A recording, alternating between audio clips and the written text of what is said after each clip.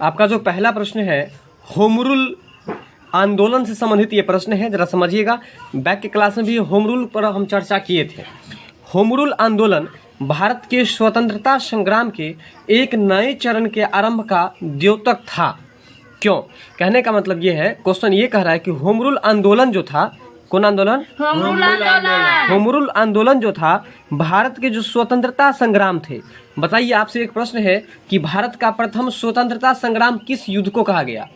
नहीं बताइए। 1857 के क्रांति को कहा गया। याद रखिएगा, 1857 ईस्वी के क्रांति को भारत का प्रथम स्वतंत्रता संग्राम कहा गया। और किसने कहा? तो याद रखिएगा, बीडी सावरकर ने कहा था। किसने कहा था? बीडी सावरकर ने कहा था। तो यहाँ क्वेश्चन ये कह रहा है कि जैसे कि स्वतंत्रता आंदोलन जो हुआ था ना, उसका कह रहा है कि ये आपको एक चरण था, मतलब एक स्टेप था, और आरंभ का द्योतक था। मतलब इसका जो आरंभ हुआ था, भारतीय स्वतंत्रता संग्राम जो हुआ था, संग्राम मतलब युद्ध होता है, उस युद्ध का एक यह पहला चरण था। कौन सा आंदोलन था? पहला चरण होम रूल आंदोलन। और यह क्यों था? तो ये समझिए, क्योंकि इसने देश के सामने स्वशासन की एक ठोस योजना रखी थी। मतलब ये क्या हुआ, इसका मतलब समझिए, होम रूल आंदोलन जो था वह स्वतंत्रता संग्राम का एक द्योतक इसलिए माना गया। द्योतक मतलब होता है उत्पन्न करने वाला। द्योतक मतलब क्या होता है? उत्पन्न करने वाला। तो द्योतक का मतलब होता है देने वाला या उत्पन्न करने वाला। तो कहने का मतलब भारत का जो स्वतंत्रता संग्राम हुआ है ना, तो भारत के स्वतंत्रता संग्राम का एक यह द्योतक माना गया, यह पहला चरण माना गया। क्योंकि स्वशासन के बारे में, किसके बारे में? स्वशासन के बारे में बताने का काम होम रूल आंदोलन ने ही किया था। बात समझ गए? स्वशासन मतलब होता है अपना शासन। मतलब सभी भारतीयों के मन में यह जागृत किया कि हम लोग अपने शासन खुद से करेंगे। भारतीय हम भारत के लोग ही करेंगे, भारत के सदस्य ही करेंगे, लेकिन कोई अंग्रेज का सदस्य नहीं करेगा। मतलब स्वशासन के प्रति जो है ना, लोगों में जागृति और जागरूक जो पैदा कर दिया, वो कौन आंदोलन? होम रूल आंदोलन। इस वजह से ही स्वतंत्रता आंदोलन का द्योतक माना गया है, ये याद रखिएगा। बात समझ गए? तो होम रूल आंदोलन जो है स्वतंत्रता आंदोलन का क्या माना गया? एक द्योतक माना गया। और यह जो है आपको क्यों माना गया? तो क्योंकि इसने देश के सामने स्वशासन की एक ठोस योजना रखी हुई थी। आपका जो अगला प्रश्न है करो या मरो से संबंधित है, और इसको अंग्रेजी में हम लोग डू और डाई भी कहते हैं। क्या कहते हैं? डू और डाई भी कहते हैं। तो याद रखिएगा कि करो या मरो का नारा जो है आपको किससे संबंधित कह रहा है। तो यहाँ पर दो आंसर रह सकता है। याद रखिएगा कि करो या मरो का नारा वैसे देने वाले महात्मा गांधी थे, और इसी को अंग्रेजी में क्या कहा गया है? डू और डाई। क्या कहा गया है? डू और डाई कहा गया है। या यहाँ पर ये भी याद रखिएगा कि करो या मरो का नारा जो है वो किस आंदोलन से संबंधित है। अगर ये दे दे तो वहाँ पर याद रखिएगा भारत छोड़ो आंदोलन संबंधित था, क्योंकि करो या मरो का नारा भारत छोड़ो आंदोलन में ही दिया गया था। और किसके द्वारा दिया गया था? तो महात्मा गांधी के द्वारा दिया गया था। बताइए, महात्मा गांधी की पिताजी का क्या नाम था? मोहनदास करमचंद गांधी। और इनको एक और नाम था, क्या नाम था पता है? काबा गांधी भी इनका नाम था। आपका अगला प्रश्न है नोआखली, जो कि बैक के क्लास में भी ये प्रश्न आया था। नोआखली काल में महात्मा गांधी, किस काल की बात हो रही है? नोआखली काल में महात्मा गांधी के सचिव कौन थे? ठीक है, तो नोआखली के काल में महात्मा गांधी के सचिव जो थे वो आपको प्यारे लाल थे। कौन थे? नोआखली काल में महात्मा गांधी के सचिव कौन थे? प्यारे लाल। नोआखली काल में महात्मा गांधी के सचिव कौन थे? प्यारे लाल। और याद रखिएगा कि सचिव को अंग्रेजी में सेक्रेटरी कहते हैं। क्या कहते हैं? सेक्रेटरी कहते हैं। आपका अगला प्रश्न है स्वतंत्र भारत से संबंधित है। तो देखिए, स्वतंत्र भारत का अंतिम गवर्नर जनरल। ऐसे प्रश्न में बच्चे बहुत ही ज्यादा फंसते हैं, इसलिए इस प्रश्न को खूब अच्छा से समझ लीजिएगा। चलिए, स्वतंत्र भारत मतलब जब देश अपना आजाद हो गया। बात समझ में आ रहा है? स्वतंत्र भारत मतलब देश आजाद की बात, जब आजाद हो गया उसके बाद की बात हम लोग पढ़ रहे हैं। तो बताइए कि अपना भारत देश आजाद कब हुआ? 15 अगस्त 1947 ईस्वी को। स्वतंत्र भारत का अंतिम गवर्नर जनरल। देखिए, स्वतंत्र भारत का अंतिम गवर्नर जनरल, जरा कॉन्सेप्ट को समझिएगा। जब अपना देश आजाद हो गया, जरा ध्यान दीजिएगा इस प्रश्न पर। पहले बोल दिए हैं, इस प्रश्न में बच्चे गलती बहुत करते हैं। जब देश आजाद हो गया तब देश पर किसका शासन? प्रधानमंत्री का शासन। सीरियसली लीजिए स्टडी को। किसका शासन? अपने भारत के सदस्य का शासन ना, अंग्रेज का शासन तो नहीं था। तो अपने भारत के लोगों का ही तो नाम रहता है गोपाल, बाल, ये सब गोपाल तोपाल से अपने भारत। अंग्रेज का नाम लीजिए, जेम्स हिक्की, है ना, ऑगस्टन, लॉर्ड कर्जन, ये सब नाम से ही स्पष्ट हो रहा है कि यह अंग्रेज का नाम है। अब गोपाल, महेश, गणेश, रमेश, ये सब इस नाम से ही स्पष्ट हो रहा है कि यह भारत के लोगों का नाम है। तो जरा प्रश्न पर ध्यान दीजिए। देखिए, भारत जब आजाद हो गया, मतलब कि जब आजाद हो गया तब भारत के लोग ने शासन करेंगे। तो अब हम आपको ऑप्शन दे रहे हैं, बताइए, बिना देखे हुए बताइएगा। लॉर्ड माउंटबेटन किसका नाम होगा? अंग्रेज का। पहले बोल दिए, नाम से ही स्पष्ट होता है कि यह किसका नाम है। अंग्रेज अच्छा, का। इसका है कि आपको डॉक्टर राजेंद्र प्रसाद भारत का है, और डी में है उपयुक्त में से कोई नहीं, और बी में जो है सी राजगोपालाचारी है। बात समझ में आ रहा है? तो कहने का मतलब ये है, राजेंद्र प्रसाद के बारे में आपको पहले से पता होगा कि र से राजेंद्र प्रसाद और र से भारत का प्रथम राष्ट्रपति था। ये चीज याद रखिएगा, भारत का प्रथम राष्ट्रपति राजेंद्र प्रसाद था। वही अगर भारत के प्रथम प्रधानमंत्री की बात करें, क से प्रधानमंत्री, आप क से पंडित जवाहरलाल नेहरू। इसमें नहीं फंसना है। यहाँ प्रश्न क्या है समझिएगा। प्रश्न है कि स्वतंत्र भारत का अंतिम गवर्नर जनरल, स्वतंत्र भारत का मतलब जब देश आजाद हो गया उसके बाद सबसे अंतिम बार में गवर्नर जो रहा है उसका नाम आपसे पूछा जा रहा है। तो आप जरा सोच के देखिए, जब देश आजाद हो गया तो किसका शासन? भारतीय का। भारत के लोगों का ना। इसलिए धोखा से लॉर्ड माउंटबेटन मत मार दीजिएगा, क्योंकि लॉर्ड माउंटबेटन भी आने वाला है। ऐसे प्रश्न में लॉर्ड माउंटबेटन भी आएगा, लेकिन जब देश आजाद नहीं हुआ रहेगा तो देश आजादी के पहले अगर पूछा गवर्नर तो लॉर्ड माउंटबेटन मारना है। लेकिन देश आजादी के बाद जब अंतिम कहेगा, चाहे अगर ये बोल दे कि स्वतंत्र भारत का प्रथम भारतीय गवर्नर जनरल, तो इस परिस्थिति में भी आपका आंसर यही होगा। और स्वतंत्र भारत का अंतिम भारतीय गवर्नर जनरल जब कहे तो आपको यही राजगोपालाचारी ही हो जाएगा। क्या हो जाएगा? राजगोपालाचारी। सी राजगोपालाचारी। स्वतंत्र भारत का अंतिम गवर्नर जनरल क्या हो जाएगा? श्री राजगोपालाचारी। श्री नहीं है, कहाँ ध्यान है आपका? सी राजगोपालाचारी। क्या है? श्री राजगोपालाचारी है। बताइए, भारत के प्रथम राष्ट्रपति कौन है? राजेंद्र प्रसाद। भारत के प्रथम प्रधानमंत्री कौन है? पंडित जवाहरलाल नेहरू है।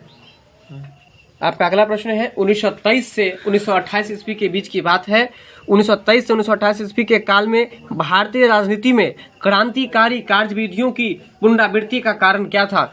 देखिए, 1923 से 1928 के काल में भारतीय राजनीति में क्रांतिकारी कार्यविधियों की पुनरावृत्ति का कारण जो था कि गांधी जी के द्वारा असहयोग आंदोलन का स्थगन, मतलब स्थगन का मतलब समझ लीजिए, कुछ दिन तक असहयोग आंदोलन को रोक दिया गया था। याद रखिएगा, कुछ दिन तक असहयोग आंदोलन को रोक दिया गया था। इसीलिए कहा जाता है कि 1923 से लेकर के 28 के काल में भारतीय राजनीति में क्रांतिकारी कार्यविधियों की पुनरावृत्ति का कारण था। कहने का मतलब ये है, पुनरावृत्ति का मतलब एक बार प्रारंभ हुआ क्रांतिकारी आंदोलन और कुछ दिन के लिए रुक गया और फिर से पुनः स्टार्ट हो गया।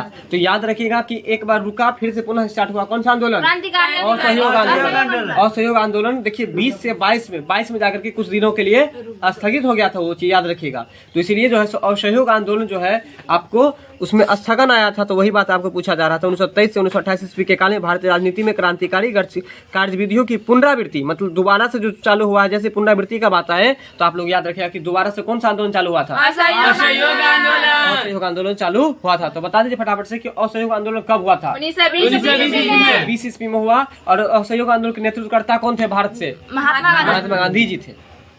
आपका अगला प्रश्न है, 1857 का विद्रोह मुख्यतः किस कारण से असफल रहा? बात को जरा समझने का प्रयास कीजिएगा। 1857 का विद्रोह जो था ना, उसमें भारतवासी हार गया। वही कह रहा है कि 1857 का जो विद्रोह था वह किस कारण से असफल रहा? सफल नहीं रहा, वो क्या रहा? असफल रहा। भारत के लोग हार गए। कारण जानते हैं? कारण ये था, मौखिक पहले समझ लीजिए। कारण ये था कि 1857 की क्रांति का डेट युद्ध होने का कोई और पड़ा था, लेकिन उससे पहले ही भारतवासी अंग्रेज क्या सोचा कि ये सब तो अभी तैयार है नहीं, उससे पहले यदि आक्रमण कर देंगे ना तो सब तो तैयार नहीं, मान चलिए आप तैयार नहीं है लड़ाई करने के लिए और उस पर कोई अगर आक्रमण कर देगा तो आपके पास तो कोई जुगाड़ उगाड़ तो रहेगा नहीं। कारण क्या होगा कि आप हार जाएगा ना। इसलिए याद रखें कि भारतवासी 1857 के विद्रोह को हार गया था, यानी कि असफल जो रहा था। उसका कारण क्या है हम लोग को विस्तार से समझेंगे। यहाँ पर देखिए, किसी सामान्य योजना और केंद्रीय संगठन की कमी। बता दी, योजना मतलब होता है प्लानिंग, मतलब उसका प्लानिंग किसी और दिन का था और हो गया किसी और दिन। तो वही बात है कि उसका जो योजना था और केंद्रीय संगठन था, उसका संगठन ही मजबूत नहीं हुआ था। अब संगठन भी नहीं बनाए हुए थे और डेट भी, हम तो सोचे कि भाई डेट बचा हुआ है ना, ठीक है। और उसके कारण से जो है सो उससे पहले ही अंग्रेज जो है आक्रमण कर दिया, जिसके कारण से 1857 की क्रांति में भारत हार गया, असफल रहा है। ठीक है।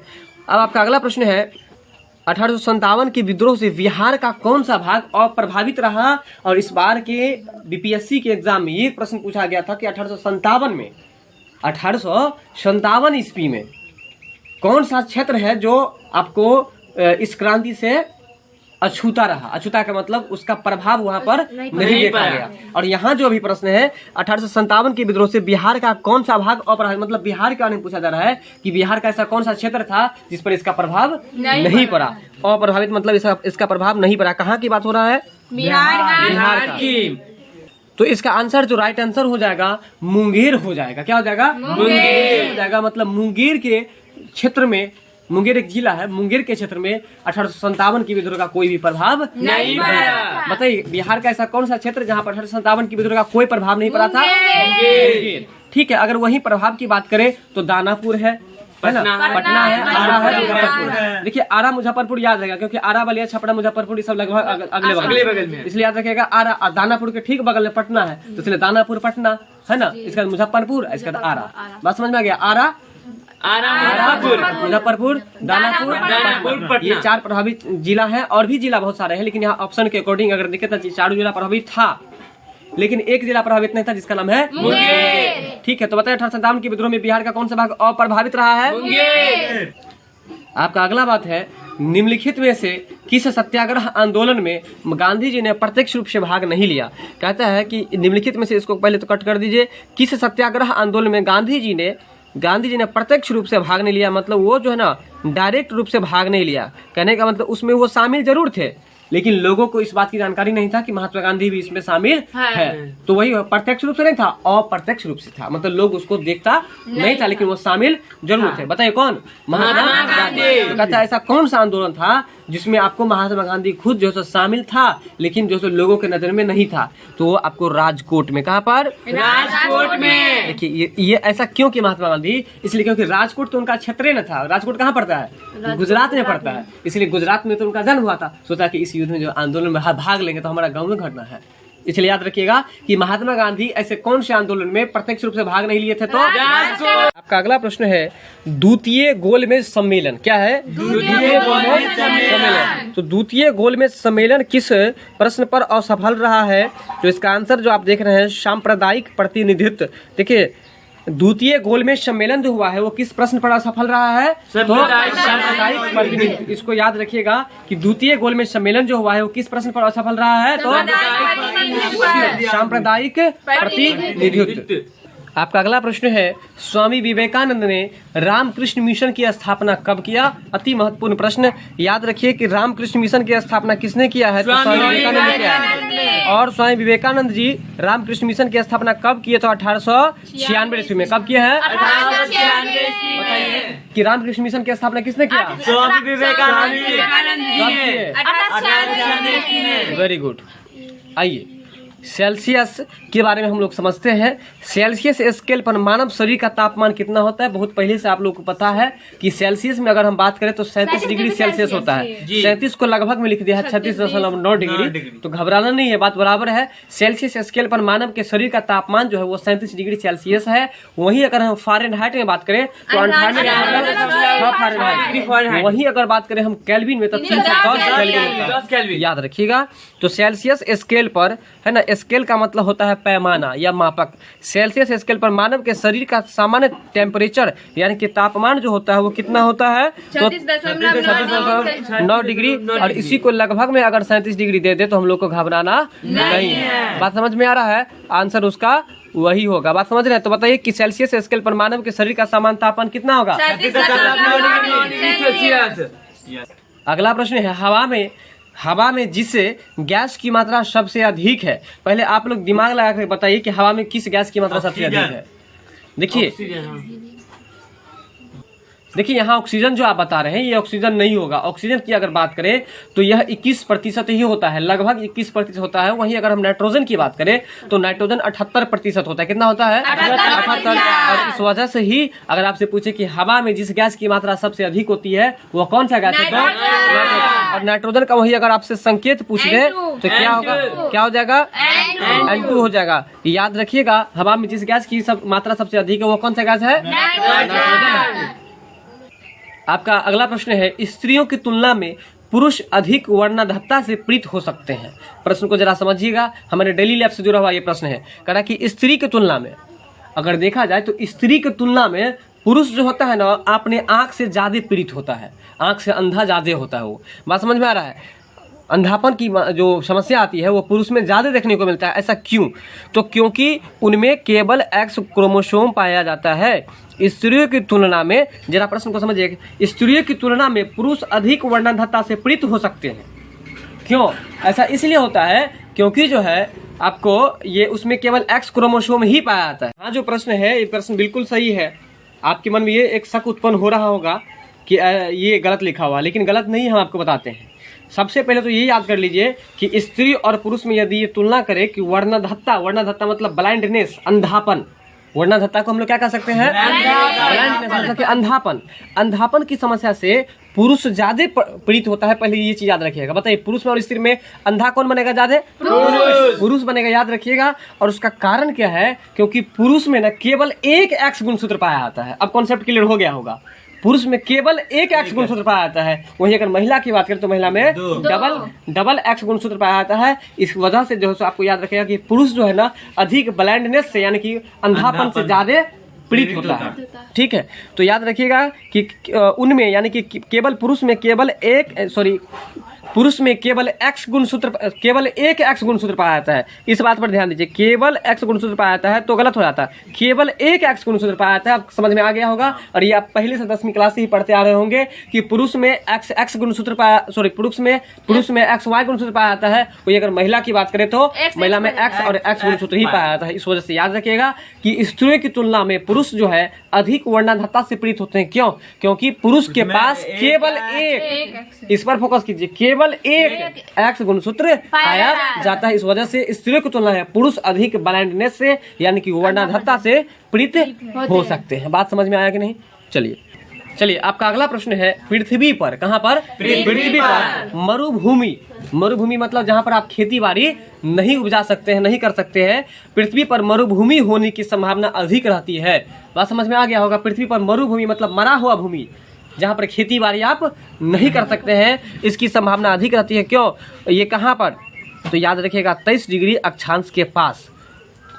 अगर आपसे पूछे कि पृथ्वी पर मरुभूमि होने की संभावना अधिक रहती है तो मतलब कहाँ पर अधिक रहती है? अक्षांश के पास। पृथ्वी पर मरुभूमि होने की संभावना अधिक कहाँ पर रहती है? Very good. आपका अगला प्रश्न है, पृथ्वी की सतह से, कहाँ से? पृथ्वी की सतह से ओजोन परत की ऊंचाई, पृथ्वी की सतह से ओजोन परत की ऊंचाई पूछा जा रहा है। तो याद रखिएगा, पृथ्वी की सतह तो छोड़ दीजिए, बस इतना याद कर लीजिए, आपका काम निकल जाएगा कि ओजोन परत की ऊंचाई कितनी है। तो 40 से 50 किलोमीटर। ओजोन परत की ऊंचाई कितनी है? 40 से 50 किलोमीटर। ओजोन परत की ऊंचाई जो है या मोटाई भी अगर कह दे तो बात बराबर है। ओजोन परत की ऊंचाई या मोटाई जो है तो 40 से 50 किलोमीटर। चलिए, ठंड के दिनों में लोहे के गुटके और लकड़ी के गुटके को प्रातः काल में छुए तो लोहे का गुटका ठंडा अधिक लगता है। पहले हम पढ़े थे ये प्रश्न हम लोग। ठंड के दिनों में लोहे के गुटका मतलब लोहा का कोई टुकड़ा और लकड़ी का कोई टुकड़ा है, अगर सुबह से उसको छुएगा ना तो ठंडा कौन लगेगा? लोहा का टुकड़ा। उसका कारण क्या है समझते हैं हम लोग। क्योंकि लकड़ी की तुलना में लोहा जो है ना उष्मा का क्या करता है? अच्छा चालक है। उष्मा का अच्छा चालक है। ठीक है, उष्मा का यह अच्छा चालक है। लकड़ी के अलावा लोहा जो है उष्मा का अच्छा चालक है। और इस वजह से ही अगर आप कोई सुइया लीजिए, जो सुइया आप ये अपना बिस्तर जो सीलते हैं, उस सुइया को किसी डिबिया के या किसी मतलब आग के रोशनी पर उसके लोली को रखिए, अथवा देर का पता चलेगा कि पीछे का जो भाग है ना वो हमको जल रहा है, पक रहा है। तो उसका कारण क्या है? क्योंकि उष्मा होकर के चलता है मतलब उष्मा का चालन होता है। इसलिए याद रखिए कि लकड़ी की तुलना में लोहा जो है उष्मा का अच्छा चालक है।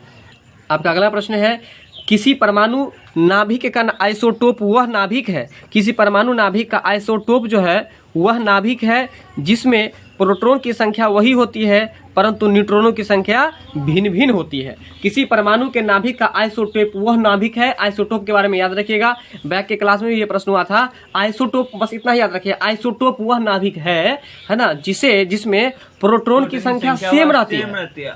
फिर समझिए, आइसोटोप है तो आइसोटोप में प्रोटॉन की संख्या सेम लेकिन न्यूट्रॉन की संख्या अलग अलग होती है। ठीक है, तो उसे ही हम लोग आइसोटोप कहते हैं। ठीक है, अगला प्रश्न है, मच्छर भगाने वाली दवाई में सक्रिय रसायन जो होती है वो क्या होती है? देखिए, मच्छर भगाने का जो भी दवाई होता है ना, उसमें आपको एलिथीन नामक जो है एक पदार्थ पाया जाता है, जिसके कारण से मच्छर भाग जाता है। कौन सा बताइए? मच्छर भगाने वाली दवाओं में सक्रिय रसायन कौन सा है? केमिकल। हाँ, एलिथीन है, जिसके कारण से मच्छर जो सो 9 2 11 हो जाता है। ठीक है। अगला है, पृथ्वी की सतह का वह भाग जो पानी से ढका हुआ है। पृथ्वी की सतह का ऐसा भाग, देखिए यहाँ पर प्रश्न को घुमाया गया है, बात कुछ भी नहीं है। कहा पृथ्वी की सतह का वह भाग, अरे पोखर जो होता है तो उसका जो नीचे का पोजीशन होता है धरती वाला, वो तो पानी से ढकल रहता है कि नहीं रहता है? और वही बात इसको ऐसे पूछा था कि पृथ्वी में कितना पानी है, बात बराबर है। तो थोड़ा सा घुमाया है, पृथ्वी की सतह का वह भाग जो पानी से ढका हुआ है वो लगभग कितना है? तो 2/3। कितना है? 2/3, यानी कि 2/3। 2/3। अगला प्रश्न है, जिस तारामंडल के तारे ध्रुव तारे की ओर संकेत करते हैं। ये प्रश्न आप लोगों को पढ़ाए थे हम। तो जिस तारामंडल का ध्रुव तारा की ओर संकेत होता है, ध्रुव तारा का मतलब होता है जो उत्तर और दक्षिण की ओर। ध्रुव का मतलब बताते हैं ना, पोल। आप धरती के कितने पोल? 2 गो पोल, एगो उत्तरी ध्रुव, दक्षिण ध्रुव। तो वही करा, जिस तारामंडल के तारे ध्रुव तारे की ओर संकेत करते हैं तो वह कौन सा तारा है? तो उसको हम लोग सप्तऋषि कहते हैं। सप्तऋषि मतलब 7 तारों का समूह, 7 तारों का समूह, जिसको हम लोग सतभैया कहते हैं। तो अगर आपसे कोई पूछे कि सतभैया किधर से किधर रहता है? उत्तर से दक्षिण की ओर, यानी कि ध्रुव तारा, उसको इसलिए नाम दिया गया क्योंकि दोनों ध्रुव की ओर से वो रहता है। अगला प्रश्न है, भारी जल, जिसको हम लोग याद रखिएगा, भारी जल का सूत्र होता है, सही बात बताया, भारी जल का सूत्र होता है D2O होता है। भारी जल वह जल होता है जिसमें हाइड्रोजन जो का स्थान उसका आइसोटोप ले लेता है। अभी जस्ट चर्चा किए हम आइसोटोप के बारे में। तो बताइए फटाफट से कि आइसोटोप में क्या समान और क्या असमान रहता है? प्रोटॉन समान रहता है। प्रोटॉन जो होता है वो समान, प्रोटीन नहीं बोलेगा, प्रोटॉन समान होता है, न्यूट्रॉन अलग अलग होता है। तो यहाँ पर है कि भारी जल वह जल होता है जिसमें हाइड्रोजन का स्थान उसका आइसोटोप लेता है। ठीक है। नेक्स्ट क्वेश्चन है, पृथ्वी पर घने वन अधिकतर मिलते हैं। देखिए, पृथ्वी पर जो है ना घना वन जो है अधिक मिलता है। कहाँ पर मिलता है? तो याद रखिएगा, भूमध्य रेखा के पास। और ये क्वेश्चन बताइए कि पृथ्वी का कौन सा ऐसा भाग है जहाँ पर मरुभूमि अधिक संभावना बन जाती है? 23 डिग्री अक्षांश के पास। कहाँ पर? 23 डिग्री अक्षांश के पास। आगे पृथ्वी पर घने वन मतलब खूब ज्यादा वन जो है मिलने की संभावना होती है। कहाँ पर? तो भूमध्य रेखा के पास। कहाँ पर? भूमध्य रेखा के पास। आगे है, परमाणु के नाभिक का अवयव कौन कौन सा? देखिए, परमाणु के नाभिक का जो अवयव है, इसमें आपको याद रखिएगा, नाभिक में 2 चीज रहता है, प्रोटॉन रहता है और न्यूट्रॉन। वहीं अगर इलेक्ट्रॉन की बात करें तो नाभिक के चारों ओर जो है चक्कर लगाता है। चलिए याद रखिएगा कि नाभिक में कौन कौन रहता है? प्रोटॉन और न्यूट्रॉन। प्रश्न है, 20 वर्ष की आयु, क्या है? 20 वर्ष की आयु पर मानव शरीर में हड्डियों की संख्या कितनी होती है? तो बहुत ही सिंपल, इसको याद रखना है। देखिए, 20 वर्ष का जब होगा ना तो उस पर एगो 0 बैठा दीजिए। तो 20 पर 0 बैठाएगा तो क्या होगा? 200। यानी कि 20 वर्ष की आयु में मानव के शरीर में हड्डी की संख्या कितनी हो जाएगी? तो 200 हो जाएगी। कितनी हो जाएगी? 200। अगला है कि HIV जो होता है, HIV है ना, HIV जो द्वारा होने वाला कौन सा रोग है? तो एड्स। HIV के द्वारा कौन सा रोग होता है? तो एड्स होता है। HIV के द्वारा कौन सा रोग होता है? एड्स होता है। ठीक है। और अब हम चलते हैं अगले प्रश्न पर। यदि किसी ऐनक मतलब क्या होता है बताइए? ऐसे ऐनक, ऐसे ऐनक, तो इसलिए ऐनक मतलब चश्मा होता है। चश्मे होता है ना ऐनक मतलब। तो किसी ऐनक के लेंस का पावर प्लस 0.2 है, प्लस में 0.2 है, 0.2 डायोप्टर है, तो इसके फोकस दूरी क्या होंगे? तो 50 सेंटीमीटर। क्या हो जाएंगे? 50 सेंटीमीटर हो जाएंगे। ठीक है। अगला प्रश्न है, निम्नलिखित में से, आगे है, निम्नलिखित में से कौन एक कंप्यूटर की भाषा नहीं है? तो देखिए, कंप्यूटर की भाषा कौन नहीं है तो उसको हम लोग जानते हैं, फास्ट जो है वो कंप्यूटर की भाषा नहीं है। जबकि कौन कौन है? तो बेसिक है। कौन कौन है? बेसिक है, सी है और फोरट्रान है। क्या है? फोरट्रान है। चलिए, आपका अगला प्रश्न है, यदि 7 का पावर 13 है, ये मैथमेटिक्स है, इसका आंसर आपको 2 होगा। इसको सॉल्व कर लीजिएगा खुद से। जो भी मैथमेटिक्स होगा उसको हम छोड़ करके चलेंगे।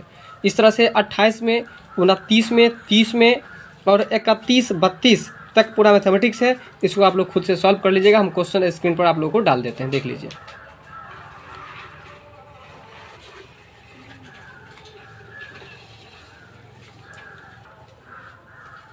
सर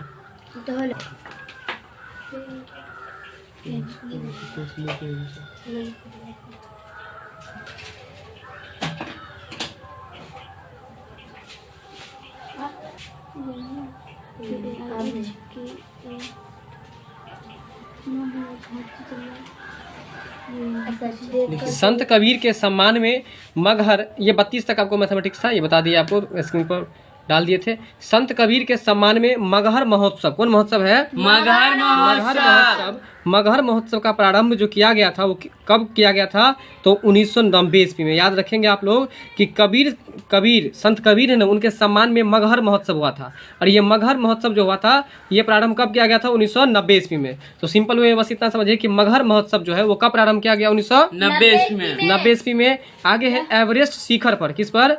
एवरेस्ट शिखर पर चढ़ने वाली दूसरी भारतीय महिला कौन थी? देखिए एवरेस्ट शिखर पर चढ़ने वाली दूसरी महिला जो थी उनका नाम था संतोष यादव। क्या नाम था? संतोष यादव। एवरेस्ट शिखर पर चढ़ने वाली दूसरी भारतीय महिला कौन थी? संतोष यादव। एवरेस्ट शिखर पर चढ़ने वाली दूसरी भारतीय महिला कौन थी? संतोष यादव। कीजिए। आइए आपका अगला प्रश्न है, the Moor's last sigh, the Moor's last sigh के लेखक हैं, मतलब कि द मूर्स लास्ट साई जो है ये एक लेख है और इसके लेखक जो है सलमान रुश्दी है। कौन है? सलमान रुश्दी है। आगे है एपेक। एपेक का पूर्ण रूप क्या है? देखिए एपेक का पूर्ण रूप, ये याद करने वाला क्वेश्चन है, इसको आप लोग याद कीजिएगा। और याद करने वाला क्या है? तो ए से होता है आपको ए फॉर एशिया, पी से पैसिफिक, और ई से इकोनॉमिक, और सी से कॉर्पोरेशन। क्या होगा? कॉर्पोरेशन। तो बोलिए एशिया, पैसिफिक, इकोनॉमिक, कॉर्पोरेशन। फिर से बोलिए एशिया, पैसिफिक, इकोनॉमिक, कॉर्पोरेशन। यानी कि एपेक का पूर्ण रूप क्या है? तो एशिया, पी से पैसिफिक, ई से इकोनॉमिक, और सी से कॉर्पोरेशन। बात समझ गए? अगला जो प्रश्न है, बुद्ध के जीवन की 4 महत्वपूर्ण घटना, उनमें संबंध 4 स्थानों का नीचे उल्लेख है। सूची 1 और सूची 2 से सुमिलित करना है। नीचे देखिए कुटु की सहायता से सही उत्तर का चयन कीजिए। मतलब आपको ये कूट वाला प्रश्न है, इसको आपको मिलाना है। जैसे कि यहाँ पर देख रहे हैं जन्म, तो किनके जन्म के बारे में पहले प्रश्न में ही बोल दिया गया है, बुद्ध के जीवन से संबंधित है। बुद्ध मतलब महात्मा बुद्ध। तो बताइए कि महात्मा बुद्ध का जो जन्म हुआ था वो कहाँ पर हुआ? लुम्बिनी में। इसलिए अ का आंसर आपको ये 3 हो जाएगा। ठीक है। ज्ञान की प्राप्ति कहाँ पर हुआ था? बताइए। बोध गया में। ज्ञान की प्राप्ति कहाँ हुआ था? बोध गया में हुआ था। इसलिए इसका आंसर ब का जो हो जाएगा वो आपको 2 हो जाएगा। चलिए, सबसे पहले जो प्रवचन दिए थे वो कहाँ पर दिए थे? सारनाथ में दिए थे। और इसके उनका निधन जो हो गया था वो कुशीनगर में हो गया था। तो बताइए कि महात्मा बुद्ध का जन्म जो हुआ था वो कहाँ हुआ था? बोध गया में। इसका आंसर इसलिए जन्म उनका लुम्बिनी में हुआ था ना, लुम्बिनी में। महात्मा बुद्ध का जन्म कहाँ पर हुआ था? लुम्बिनी में। ज्ञान की प्राप्ति कहाँ हुई थी? बोध गया में। प्रवचन सबसे पहले कहाँ पर दिया? सारनाथ में। निधन उनका कहाँ पर हुआ था? कुशीनगर में। बात समझ गए? आगे है, हुएन सांग की भारत में यात्रा के समय, मतलब जब हुएन सांग भारत में यात्रा किया था उस समय सूती कपड़ों का उत्पादन के लिए सबसे प्रसिद्ध नगर जो था वो कौन सा था? तो वाराणसी। यानी कि इसका मतलब ये हुआ कि हुएन सांग जब भारत यात्रा किए थे उस समय सूती वस्त्र का उत्पादन केंद्र जो है ना, सबसे फेमस केंद्र कौन सा था? वाराणसी था। कौन सा था? वाराणसी था। आगे है कुतुबुद्दीन ऐबक। कुतुबुद्दीन ऐबक की राजधानी पूछा जा रहा है। कुतुबुद्दीन ऐबक की राजधानी कहाँ थी? तो लाहौर। कहाँ पर थी? लाहौर कहाँ पर है? पाकिस्तान में। लाहौर कहाँ पर है? पाकिस्तान में। आपका अगला प्रश्न है, हुमायूं द्वारा लड़े गए 4 प्रमुख युद्ध, हुमायूं के द्वारा लड़े गए 4 प्रमुख युद्धों का तिथि अनुसार से सही क्रम क्या है? युद्ध स्थलों का नाम भी नीचे अंकित है। देखिए सबसे पहले जो हुमायूं के द्वारा लड़े गए है ना, तो सबसे पहले देवड़ा का युद्ध लड़ा गया, फिर चौसा का युद्ध हुआ, फिर कन्नौज का युद्ध हुआ, इसके बाद आपको सरहिंद का युद्ध हुआ। बताइए सबसे पहले जो युद्ध हुआ था, सबसे पहला देवड़ा का युद्ध, चौसा का युद्ध, कन्नौज का युद्ध, सरहिंद का युद्ध। ये आपको हुमायूं के द्वारा लड़ा गया प्रमुख युद्ध था। आपका अगला प्रश्न है, निम्नलिखित में से किसने बंगाल में द्वैध शासन, कौन शासन है? द्वैध है, द्वैध नहीं है, द्वैध है। बिल्कुल ये द्वैध शासन है। और द्वैध शासन प्रणाली को समाप्त जो किया था वो किसने किया था? तो वॉरेन हेस्टिंग्स ने। किसने किया था? वॉरेन हेस्टिंग्स ने। बिल्कुल। किसने बंगाल में द्वैध शासन प्रणाली को समाप्त किया था? तो वॉरेन हेस्टिंग्स ने। किसने समाप्त किया था? वॉरेन हेस्टिंग्स ने। आपका अगला प्रश्न है, लॉर्ड वेलेस्ली की सहायक संधि को स्वीकार करने वाला पहला मराठा सरदार कौन था? ठीक है, तो लॉर्ड वेलेस्ली की सहायक संधि को स्वीकार करने वाला पहला मराठा सरदार जो था पेशवा बाजीराव द्वितीय था। कौन था? पेशवा बाजीराव द्वितीय। कौन था? पेशवा बाजीराव द्वितीय। ठीक है। अगला प्रश्न है आपका, निम्नलिखित में कौन आत्मीय सभा के संस्थापक थे? तो आपको पहले से ही पता होगा आत्मीय सभा के। आइए यहाँ जो प्रश्न है, आत्मीय सभा की स्थापना आपको राजा राम मोहन राय की है। आत्मीय सभा की स्थापना किसने किया है? राजा राम मोहन राय ने। आत्मीय सभा की स्थापना राजा राम मोहन राय ने किया है। आपका अगला प्रश्न है, ब्रह्म समाज की स्थापना कब हुई? तो ब्रह्म समाज की स्थापना 1828 ईस्वी में हुई थी। कब हुई थी? 1828 ईस्वी ब्रह्म में। समाज की स्थापना कब हुई थी? 1828 ईस्वी में हुई थी। अगला प्रश्न है, कवि बान जो थे, बान कहाँ के निवासी थे? ठीक है, कवि बान जो था वो आपको थानेश्वर का निवासी था। कहाँ का निवासी था? थानेश्वर का निवासी था। कहाँ का निवासी था? थानेश्वर का। बिहार में गौ हत्या, कौन हत्या है? गौ हत्या। मतलब गाय हत्या को रोकने के लिए गोरक्षिणी सभाओं की स्थापना कब हुई? अच्छा क्वेश्चन है। गाय को हत्या करने से रोकने के लिए गोरक्षिणी सभा की स्थापना 1882 ईस्वी में हुई। कब हुई है? 1882 ईस्वी में। बिल्कुल। बिहार में गौ हत्या रोकने के लिए गोरक्षिणी सभाओं की स्थापना किस वर्ष हुई है? 1882 ईस्वी में। अगला प्रश्न है, पृथ्वी को सूर्य की परिक्रमा करने में कितना समय लगता है? बताइए। 365 दिन है ना, 0.25 दिन, 365.25 दिन है ना। मतलब कि लगभग में 365 या 366 भी रहता है तो चलेगा। उसे 365.25 दिन है ना दिन याद रखिएगा। 365.25 दिन याद रखिएगा। 365.25 दिन। पृथ्वी को सूर्य की परिक्रमा करने में कितने समय लगते हैं? तो लगभग 365.25 दिन।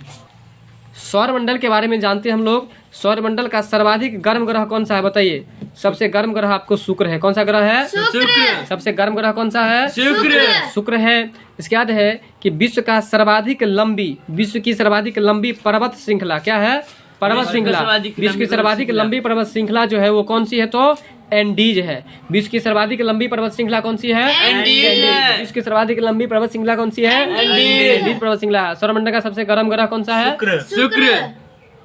अगला प्रश्न है, विश्व का बृहत्तम डेल्टा है ना, विश्व का बृहत्तम डेल्टा निर्मित होता है, मतलब विश्व का जो सबसे बड़ा डेल्टा है ना, वो निर्मित क्या चीज से होता है? किसके द्वारा? तो गंगा और ब्रह्मपुत्र के द्वारा। किसके द्वारा? गंगा और ब्रह्मपुत्र के द्वारा। गंगा और ब्रह्मपुत्र के द्वारा बृहत्तम डेल्टा का निर्माण होता है। अगला है, कपास उद्योग जिन उद्योग पर आधारित होता है। कपास उद्योग जिन उद्योग पर आधारित होता है तो कच्चे माल के रूप में क्या होता है? बताइए। कपास जो बनता है कपास उद्योग में कच्चा माल के रूप में क्या होता है? भार ह्रास मूलक। क्या रहता है? भार ह्रास मूलक। कपास उद्योग जिन कच्चे माल पर आश्रित है वे हैं कौन सा? तो भार ह्रास मूलक। क्या है? भार ह्रास मूलक। भारत के अतिरिक्त प्राद्वीपीय पर्वत निर्मित हुए। भारत के अतिरिक्त प्राद्वीपीय पर्वत जो निर्मित हुए हैं वो आपको पेलियोजोइक महाकल्प में कहाँ पर निर्मित हुए हैं? पेलियोजोइक महाकल्प में। बिल्कुल, पेलियोजोइक महाकल्प में। कहाँ पर? पेलियोजोइक महाकल्प में। ठीक है। गंगा के मैदान की पुरानी कछारी मिट्टी क्या कहलाती है? याद रखिएगा, ये याद रखने वाला प्रश्न है। गंगा के मैदान की जो पुरानी कछारी मिट्टी होती है उसको हम लोग बांगर बोलते हैं। क्या बोलते हैं? बांगर बोलते हैं। अगला प्रश्न है, भद्रावती इस्पात केंद्र कौन सा केंद्र है? भद्रावती इस्पात केंद्र। कहाँ पर स्थित है? तो भद्रावती नदी पर। कितना अच्छा क्वेश्चन है। भद्रावती इस्पात केंद्र कहाँ पर स्थित है? भद्रावती नदी पर। भारत का सर्वाधिक पटसन उत्पादन, देखिए भारत का सबसे अधिक पटसन उत्पादन जो है वो कौन सा राज्य है? तो पश्चिम बंगाल। पटसन पौसे पश्चिम बंगाल। भारत का सर्वाधिक पटसन उत्पादक जो है कौन सा है? तो पश्चिम बंगाल। अगला प्रश्न, विदर्भ एक प्रादेशिक नाम है। विदर्भ जो है एक प्रादेशिक नाम है भारत में और यह महाराष्ट्र का अंग है। भारत में ये विदर्भ एक प्रादेशिक नाम है जो भारत में और यह महाराष्ट्र का अंग है। किसका अंग है? महाराष्ट्र का अंग है। अगला प्रश्न है, चेरापूंजी अवस्थित है, मतलब कि चेरापूंजी किस राज्य में अवस्थित है? तो मेघालय में। कहाँ पर? मेघालय में। आपका अगला प्रश्न है, भारतीय योजना आयोग का पदेन अध्यक्ष, बैक के क्लास में भी बताए थे, बैक के प्रैक्टिस सेट में है ना, बताए थे आपको। भारतीय योजना आयोग का पदेन अध्यक्ष जो होता है वो कौन होता है? तो प्रधानमंत्री है ना। भारत के योजना आयोग का पदेन अध्यक्ष कौन होता है? प्रधानमंत्री। अगला है, अंत्योदय कार्यक्रम का उद्देश्य क्या है? देखिए अंत्योदय कार्यक्रम का उद्देश्य है, अंत्योदय मतलब अंतों का उदय, जो एकदम गिर गया है, जो दरिद्र बन गया है, जिसके पास खाने का दाना नहीं है, उसको उदय के लिए यह कार्यक्रम चलाया गया था। हालांकि अभी भारत में तो सबको ये कार्यक्रम का फायदा मिलता है, सबको दाना मिलता है ना घरे घरे, तो इसलिए अंत्योदय कार्यक्रम का उद्देश्य क्या था? गरीबों में सबसे गरीब की सहायता करना। लेकिन अभी तो सब कहता है कि हमको नहीं मिल रहा है, क्यों नहीं मिल रहा, हमको ही मिलना चाहिए, और सरकार क्या किया कि सबको देने लगा। बात समझ में रहा? इसलिए याद रखिएगा अंत्योदय कार्यक्रम का उद्देश्य क्या था कि गरीबों में सबसे गरीब को सहायता करना। आपका अगला प्रश्न है, भारतीय रुपए की विनिमय दर निर्धारित होती है। भारतीय रुपए की विनिमय दर जो निर्धारित होती है कुछ चयनित मुद्राओं के संबंध में, कुछ चयनित मुद्राओं के संबंध में। बात समझ गए? कुछ चयनित मुद्राओं के संबंध में। अगला प्रश्न है, जीवन बीमा निगम। जीवन बीमा निगम जो है वो किसका उदाहरण है? जीवन बीमा निगम जो है वह निवेश बैंक का उदाहरण है। किसका उदाहरण है? निवेश बैंक का उदाहरण है। जीवन बीमा निगम किसका उदाहरण है? निवेश बैंक का उदाहरण है। आपका अगला प्रश्न है, ये तो समझ गए जीवन बीमा निगम जो उदाहरण है किसका उदाहरण है? निवेश बैंक का उदाहरण। किसका उदाहरण है? निवेश बैंक का उदाहरण है। भारत में सबसे प्राचीन वृहत स्तरीय उद्योग, देखिए भारत में सबसे प्राचीन वृहत स्तरीय उद्योग जो है वो आपको कपास उद्योग है। कौन सा उद्योग है? कपास उद्योग। भारत में सबसे प्राचीन वृहत स्तरीय उद्योग कौन सा है? कपास उद्योग है। अगला प्रश्न है आपका कि भारत सरकार की आय का सबसे बड़ा स्रोत क्या है? देखिए भारत सरकार की आय का सबसे बड़ा जो स्रोत है, भारत सरकार की आय का सबसे बड़ा जो स्रोत है वो आपको उत्पाद कर है। कौन सा कर है? उत्पाद कर। अगला प्रश्न है, निम्नलिखित में से कौन आर्थिक विकास के लिए प्रत्यक्ष रूप से महत्वपूर्ण नहीं है? आर्थिक विकास के लिए प्रत्यक्ष रूप से महत्वपूर्ण नहीं है, तो क्या नहीं है? तो मुद्रा की मात्रा। किस क्या महत्वपूर्ण नहीं है? मुद्रा की मात्रा। भारतीय संविधान को संविधान सभा के द्वारा, भारतीय संविधान को संविधान सभा के द्वारा अंगीकृत किया गया। अब यहाँ से भी एक प्रश्न बनता है कि भारतीय संविधान किसके द्वारा अंगीकृत किया गया? संविधान सभा के द्वारा। और कब अंगीकृत किया गया है? तो 26 नवंबर 1949 ईस्वी को। कब अंगीकृत किया गया है? 26 नवंबर 1949 ईस्वी को। अगला प्रश्न है, संघीय मंत्री परिषद के मंत्री, संघीय मंत्री परिषद के मंत्री उत्तरदायी होते हैं, तो किसके लिए उत्तरदायी होते हैं? राष्ट्रपति के प्रति। किसके लिए? राष्ट्रपति के प्रति।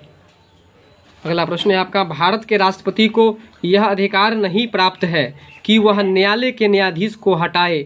मतलब भारत के जो राष्ट्रपति हैं उनको यह अधिकार प्राप्त नहीं है कि यह कोर्ट के, सुप्रीम कोर्ट कोर्ट के यानी कि न्यायालय के किसी भी न्यायाधीश, न्यायाधीश मतलब जज को हटा सके, यह राष्ट्रपति का अधिकार नहीं है।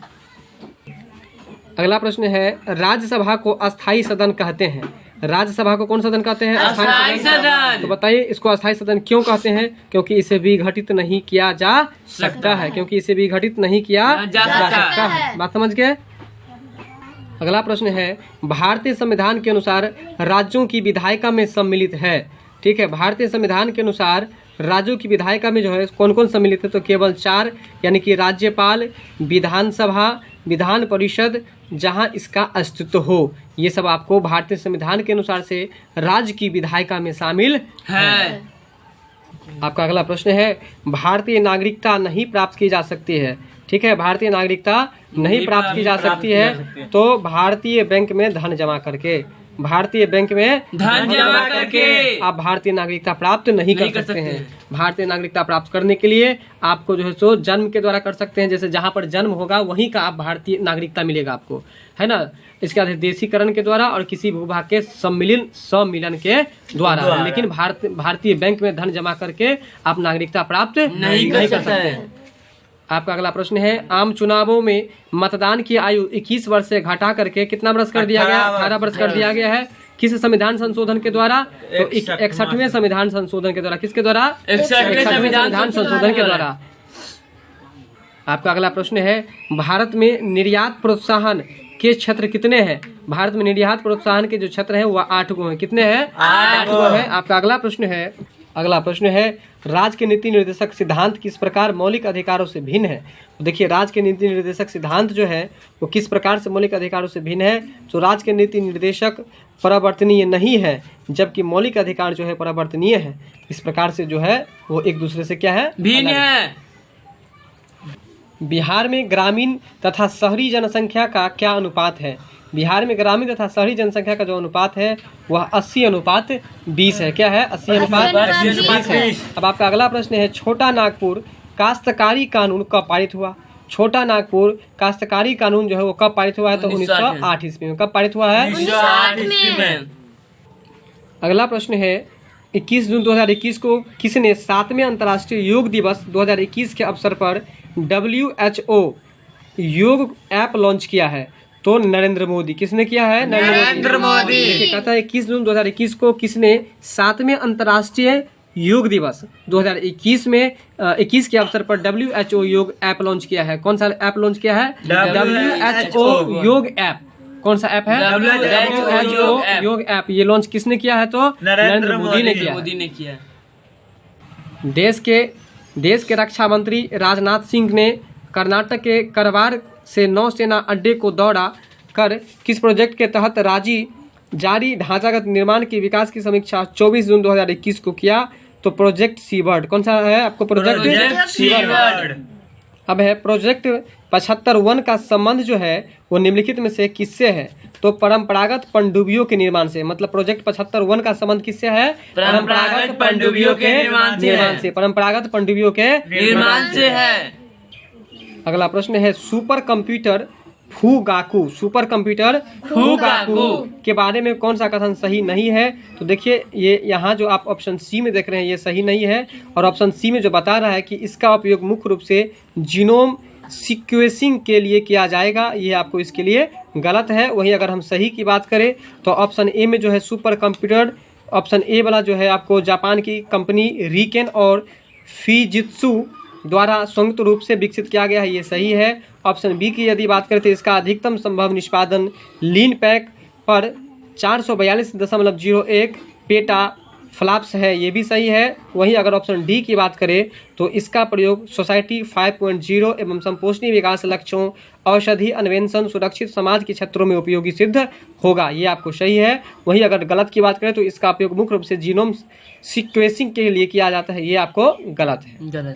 अगला प्रश्न है, शिक्षा के विभिन्न स्तरों पर सकल नामांकन अनुपात के बारे में निम्नलिखित सूचियों पर विचार करके सही विकल्प दीजिए। इसका जो सही आंसर हो जाएगा आपको, यहाँ जो आप देख रहे हैं उच्च प्राथमिक स्तर के अंतर्गत जो है आपको शिक्षा के विभिन्न स्तरों पर सकल नामांकन अनुपात के बारे में कह रहा है कि सूचियों पर विचार करके सही विकल्प चुनिए। तो उच्च प्राथमिक स्तर पर जो है अब कितना नामांकन हुआ है? तो ए का 3 का मतलब हो गया 89.7%। वहीं अगर प्रारंभिक शिक्षा स्तर की बात करें तो अभी लगभग जो है 97.8% नामांकन स्कूल में हो चुका है। वहीं अगर हम बात करें माध्यमिक शिक्षा स्तर पर तो आपको जो है 77.9% जो है आपको नामांकन हो चुका है। और यदि हम बात करें उच्चतर माध्यमिक शिक्षा स्तर पर तो इसका आंसर 2 हो जाएगा, यानी कि 51.4% स्कूल में आपको नामांकन हो चुका है। ठीक है। आपका अगला प्रश्न है, डिजिटल भारत के बारे में, किसके बारे में? डिजिटल भारत के बारे में कौन सा कथन सही नहीं है?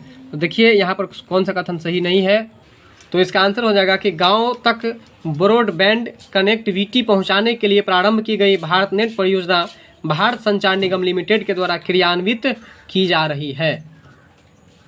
अगला प्रश्न है आपका, जून 2021 में विश्व की पहली कनेक्टर ब्लॉक ट्रेन है ना किन देशों के बीच में चलाई गई थी? है ना, जून 2021 में विश्व की पहली कनेक्टर ब्लॉक ट्रेन जो है किन देश के बीच चलाई गई थी? तो फिनलैंड और भारत के बीच में। किसके बीच में? फिनलैंड एवं भारत के बीच में। महिला क्रिकेट के सभी प्रारूप टेस्ट मैच, एक दिवसीय मैच तथा T20 है ना, जिसको 2020 हम लोग कहते हैं, T20 मैचों में 3 जुलाई 2021 की स्थिति के अनुसार सर्वाधिक रन बनाने वाली महिला क्रिकेटर कौन थी? तो देखिए, भारतीय क्रिकेट टीम की कप्तान मिताली राज थी जो कि सर्वाधिक रन बनाई हुई थी। कब? तो 3 जुलाई 2021 ईस्वी को 2020 क्रिकेट मैच में। अब आपका अगला प्रश्न है, वैश्विक स्टार्टअप रैंकिंग 2021 में, वैश्विक स्टार्टअप रैंकिंग 2021 में भारत किस स्थान पर है? तो भारत आपको 20वें स्थान पर। किस स्थान पर है? 20वें स्थान पर है। वहीं अगर हम बात करें क्वेश्चन नंबर 85 का, तो निम्नलिखित में से किसने स्वयं को खादी प्राकृतिक पेंट्स का ब्रांड एम्बेसडर घोषित किया? तो सड़क परिवहन और राजमार्ग मंत्री नितिन गडकरी ने है ना। निम्नलिखित में से किसने स्वयं को खादी प्राकृतिक पेंट्स का ब्रांड एम्बेसडर घोषित किया है? तो सड़क परिवहन एवं राजमार्ग मंत्री कौन है अभी? तो नितिन गडकरी। कौन है? नितिन गडकरी। अभी भी वर्तमान में ये है सड़क परिवहन और राजमार्ग मंत्री, याद रखिएगा, नितिन गडकरी है। निम्नलिखित में किस अनाज को भारत में भौगोलिक संकेतक टैग प्रदान किया गया है? ठीक है, तो यहाँ पर इसका आंसर आपको सभी हो जाएगा, यानी कि भालिया गेहूँ, चकहाओ काला चावल, गोविंद भोग चावल, काला नमक चावल, इस सभी जो भी फसल देख रहे हैं इस सब को टैग प्रदान किया गया है। क्या प्रदान किया गया है? बिल्कुल, भारत में भौगोलिक संकेतक टैग जो है इसको प्रदान किया गया है। भौगोलिक संकेतक टैग प्रदान किया गया है किस किस फसल को? भौगोलिक, बोलिए। भालिया गेहूँ, चकहाओ काला चावल, गोविंद भोग चावल, काला नमक चावल। निम्नलिखित में से किसने जूनियर बॉयज विंबलडन चैंपियनशिप 2021 जीती थी? तो इसका आंसर जो हो जाएगा आपको समीर बनर्जी, यूएसए। समीर बनर्जी कहाँ के हैं? यूएसए के। अगला प्रश्न है 2021 की विंबलडन ग्रांड स्लैम चैंपियनशिप किसने जीती थी? 2021 की विंबलडन ग्रांड स्लैम चैंपियनशिप किसने जीती थी? तो नोवाक जोकोविच। कौन जीता था? नोवाक जोकोविच सर्बिया की थी। कहाँ की थी? सर्बिया की। अगला प्रश्न है निम्नलिखित में से किसने विंबलडन महिला ग्रांड स्लैम 2021 को जीता था? तो एशले बार्टी ने। किसने? एशले बार्टी ने। किसने विंबलडन महिला ग्रांड स्लैम 2021 जीता था? तो एशले बार्टी ने जीता था। अब चलिए अगले प्रश्न पर। अगला है सिरीसा बांदला। सिरीसा बांदला के बारे में निम्नलिखित में से कौन सा कथन सत्य है? तो इसका आंसर जो हो जाएगा आपको 1, 2, 3, 4, यानी कि 1, 2, 3 और इसके अलावा बांदला ने 11 जुलाई 2021 को रिचर्ड ब्रेंसन के साथ अंतरिक्ष यात्रा की थी, है ना। बांदला रिचर्ड ब्रेंसन, है ना, की वर्जिन गैलेक्टिक कंपनी की वाइस प्रेसिडेंट सरकारी मामलों एवं शोध ऑपरेशन है। बात समझ गए? ठीक है, और ये 3 और 4 दोनों हो जाएगा। बांदला नासा अंतरिक्ष यात्री कल्पना चावला और सुनीता विलियम्स के बाद अंतरिक्ष में जाने वाली भारतीय मूल की तीसरी महिला है। इसके बाद है सिरीसा बांदला का जन्म आंध्र प्रदेश के गुंटूर जनपद में हुआ, लेकिन वे हाउस टाउन में पली और बड़ी थी। अच्छा, एक प्रश्न बताइए आप लोग कि साइकिल गर्ल के नाम से किसको जाना जाता है? बताइए आप लोग। सिरीसा बांदला को नहीं, तो ज्योति उसका नाम था, जो कि दरभंगा की रहने वाली थी, याद रखिएगा। इसके बाद है T20 क्रिकेट मैचों में 14,000 से अधिक रन बनाने वाली विश्व का एकमात्र क्रिकेटर कौन था? तो क्रिस गेल, जो कि आप नाम सुने होंगे बहुत अच्छा से, वेस्ट इंडीज खिलाड़ी है ये क्रिस गेल। ठीक है, 2020 क्रिकेट मैचों में 14,000 से अधिक रन बनाने वाला विश्व का एकमात्र क्रिकेटर जो है वो आपको क्रिस गेल है। कौन है? Chris Gayle. आइए, आपका अगला प्रश्न है प्रधानमंत्री नरेंद्र मोदी ने रुद्राक्ष का 14 जुलाई 2021 को उद्घाटन किया है। रुद्राक्ष क्या है? तो रुद्राक्ष जो है एक अंतर्राष्ट्रीय सहकारिता, है ना, कन्वेंशन सेंटर है। अंतर्राष्ट्रीय सहकारिता एवं कन्वेंशन सेंटर है। बात समझ गए? आपका अगला प्रश्न है जुलाई 2021 में समाचार की सुर्खियों में रहे पेगासस के बारे में कौन सा कथन सत्य है? तो इनके बारे में जो अगर सत्य की बात करें, यहाँ A, B और C ये तीनों ऑप्शन आपको सही है। तो बात करते हैं पहले हम लोग ऑप्शन ए पर। ऑप्शन ए में है यह जासूसी करने वाला स्पाईवेयर है, और ऑप्शन बी में है इसे इजराइल के NSO ग्रुप द्वारा विकसित और सरकारों को बेचा गया है। फ्रांस के एक गैर लाभ अर्जन संगठन फारवीडीन एस्टोरोनी तथा एमनेस्टी इंटरनेशनल द्वारा दावा किया गया है कि भारत सरकार ने पेगासस के माध्यम से देश के 300 प्रमुख लोगों की जासूसी की है। 300 प्रमुख लोगों की जासूसी की है। अगला प्रश्न है 2019 से 20 में भारत में उच्च शिक्षा में सकल नामांकन अनुपात कितना रहा है? तो याद रखिएगा 27.1%। कितना रहा है? 27.1%। आपका अगला प्रश्न है नेट जीरो बाय 2050, है ना, ये किसके द्वारा जारी की गई है? अच्छा क्वेश्चन है, देखिए नेट जीरो बाय 2050 किसके द्वारा जारी की गई है? तो अंतर्राष्ट्रीय ऊर्जा संगठन के द्वारा। किसके द्वारा? अंतर्राष्ट्रीय ऊर्जा संगठन के द्वारा। क्या जारी की गई है बताइए? तो नेट जीरो बाय 2050। निम्नलिखित में से किस रोग के कुछ मामले भारत के केरल राज्य में जुलाई 2021 में पाए गए हैं? ठीक है, तो किस रोग के कुछ मामले भारत के केरल राज्य में जुलाई 2021 में पाए गए हैं? तो जीका वायरस। कौन सा वायरस है? जीका वायरस है। सेज SAG सेज पहल के बारे में निम्नलिखित में से कौन सा कथन सत्य है? तो इसका आंसर आपको हो जाएगा 1, 2 और 3, यानी कि says SAG says senior care, देखिए इसका फुल फॉर्म दिया है ऐसे सीनियर, है ना, senior care ageing growth, senior care ageing growth, senior care ageing growth engine, senior care senior ageing growth senior engine, care ageing हाँ, बिल्कुल। ग्रोथ, इसका ये संक्षिप्त रूप है, यानी कि शॉर्ट इंजिन। रूप है, ठीक है। ये SAG है ना, इसका फुल फॉर्म ये है, ठीक है। अगला है सामाजिक न्याय और इसके बाद जो है इसका उद्देश्य देश में वृद्ध लोगों की आवश्यकताओं और समस्याओं की पहचान करना, मूल्यांकन करना, पुष्टि करना तथा समाधान खोजना है। बात समझ गए? निम्नलिखित में से किस बैंक के प्रबंध निदेशक सह CEO पद पर 3 वर्ष के एक और कार्यकाल हेतु श्याम श्रीनिवासन की पुनर्नियुक्ति जुलाई 2021 में की गई? तो इसका आंसर हो जाएगा आपको फेडरल बैंक। कौन सा बैंक है? Federal bank. आइए अगला प्रश्न है, निम्नलिखित में से किस क्षेत्र के समग्र विकास के लिए एकीकृत बहुउद्देशीय बुनियादी ढांचा विकास निगम की स्थापना निर्णय सरकार ने जुलाई 2021 में किया? तो लद्दाख में। लद्दाख कहाँ है बताइए?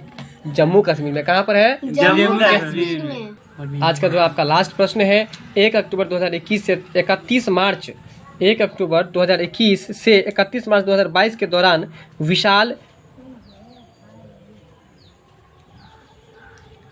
वैश्विक प्रदर्शनी एक्सपो 2020 के आयोजन किस देश में होगा?